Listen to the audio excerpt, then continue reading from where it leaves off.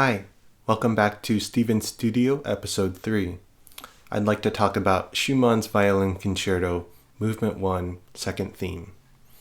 I'm starting to learn the Schumann Concerto these days, and this is one of the most beautiful themes of this movement. The piece is in D minor and opens up with a very stormy D minor section. We go through lots of rain and thunder, and we arrive finally into this peaceful, pastoral F major section. I'd like to talk a little bit about harmony specifically and how that influences our interpretive decisions when it comes to this piece.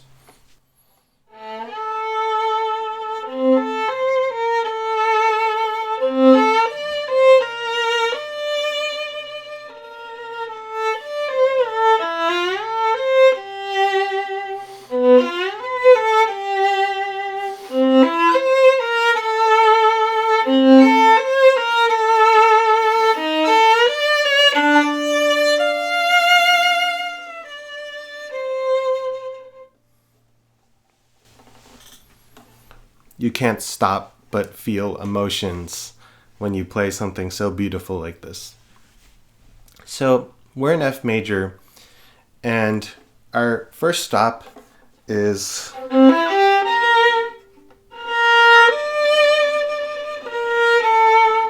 right there to the dominant. And the most basic harmonies are tonic and dominant. Dominant always has the emphasis, tonic always has the release, stress release. We then reach a sort of respite.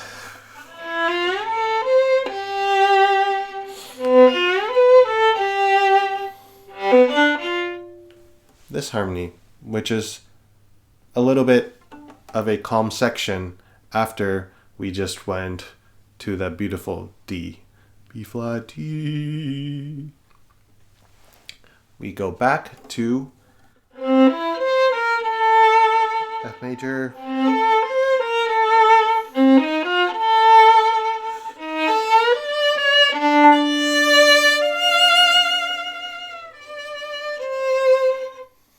So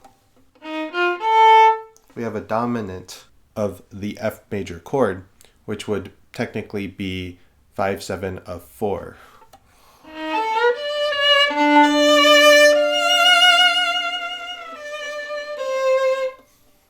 The most beautiful section of this passage, and I think almost the emotional climax. Later on it goes to a higher note. So we go to the 4, and it's a 4/1 cadence. This re, fa, re, do. And 4/1 is also known as a prayer cadence because in church we often use 4/1 as sort of an amen or end to the service, sort of all is well. And it's extremely beautiful. We can already tell that Schumann is reaching upwards with this theme.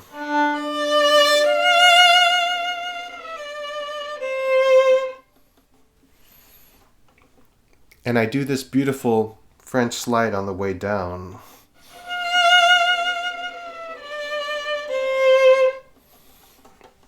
Slides are very emotional and personal. And so when you reach something so beautiful like that top F, your natural reaction is that you just are in awe of this beauty. And so you just can't help but feel overwhelmed by such immense beauty. And so I come down with that slide there.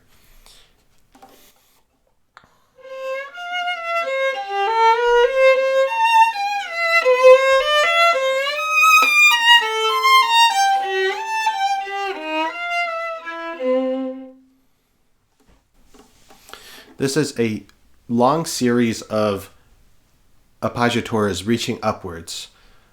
We first reach up a 4th,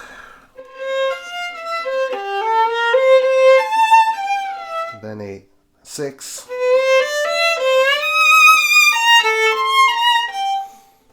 then a tenth. And as in Bach, Schumann was very inspired by Bach with harmony in particular. But melodically, when you reach up higher, you want to do something with the sound, the vibrato, or the timing. In terms of the sound, you can use more bow speed, more pressure, and lean into that note. Give it a little tenuto.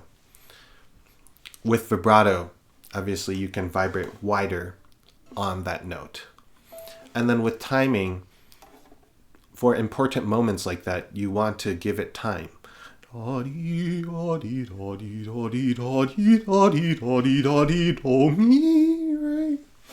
Because as a singer, you naturally need time to reach up that big interval jump.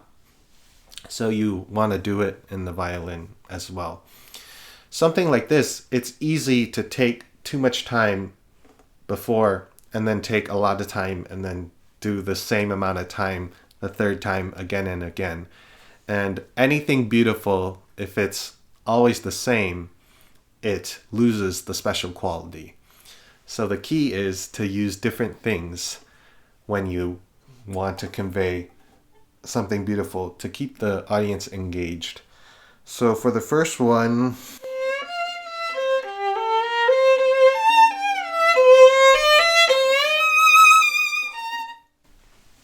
I might just do a little vibrato. The second one, I might use a little bit more bow speed.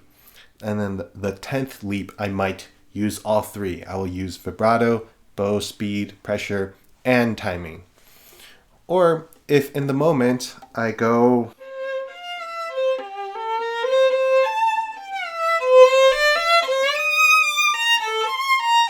If I take too much time on the do la jump, I might take less time on the do E flat jump, because I already took time before and it wouldn't make sense if I take time all the time.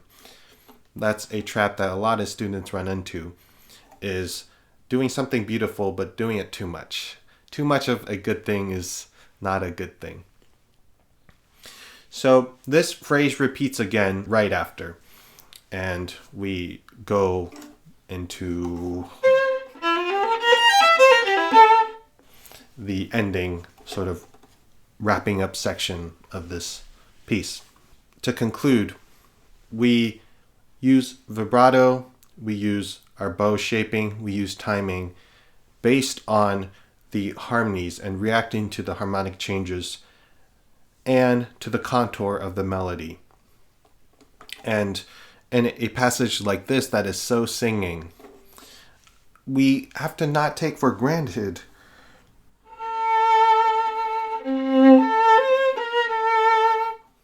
that all we have to do is cross a string to reach a lower sixth.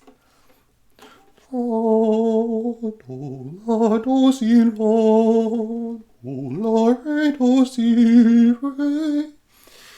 you were to actually sing it, you would need time to go down such a big interval. But in violin land, it's easier because all you have to do is cross a string. But what's beautiful about the violin is that you can find beauty in that string crossing as well.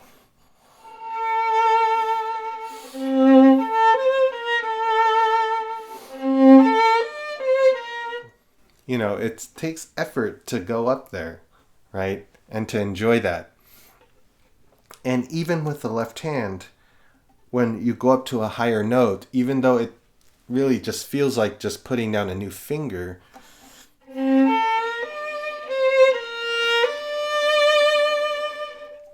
but you can actually feel it internally that it's a higher note, and you feel that higher tension in that string. So all these little details play a factor into your interpretation, and a lot of this comes naturally, at least for me, but I know for some people it might not be as natural, so you want to listen to as many singers, romantic singers, as you can, and to really get a feel for how they naturally react to certain things in the music. With harmony, I don't think it's important to know exactly what harmony it is, like 5/7 or 6 or whatever, but it is important to understand kind of your home key and where you're going, and to feel inventive with that. So I hope you enjoyed this journey on one of my most favorite pieces of music and one of my favorite composers, Schumann, and I'll see you again. Bye.